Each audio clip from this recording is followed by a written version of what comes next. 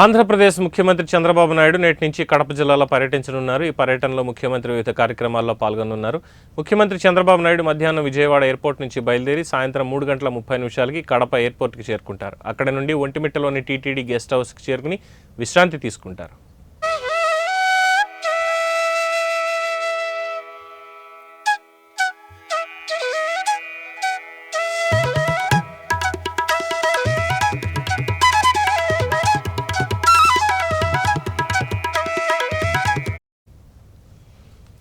సాయంత్రం 5 గంటలకు సీఎం నారా చంద్రబాబు నాయుడు మరియు ఆయన సతీమణి నారా భువనేశ్వరి ఒంటిమిట్టలోని ప్రసిద్ధ కోదండరామస్వామి దేవస్థానానికి వెళ్లి స్వామివారి దర్శనం చేసుకుంటారు. దర్శనానంతరం 6 నుంచి 6:30 వరకు పట్టు వస్త్రాలు సమర్పించే కార్యక్రమంలో పాల్గొంటారు.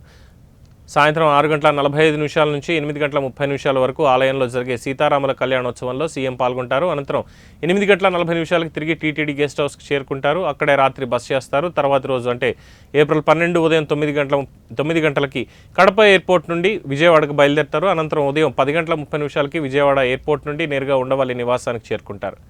ఈ పర్యటనలో భాగంగా ఒంటిమిట్టలో జరిగే కళ్యాణోత్సవంలో ముఖ్యమంత్రి దంపతులు విచ్చేసే సందర్భంగా జిల్లా అధికార యంత్రాంగం భారీ ఏర్పాట్లు చేసినట్లు సమాచారం.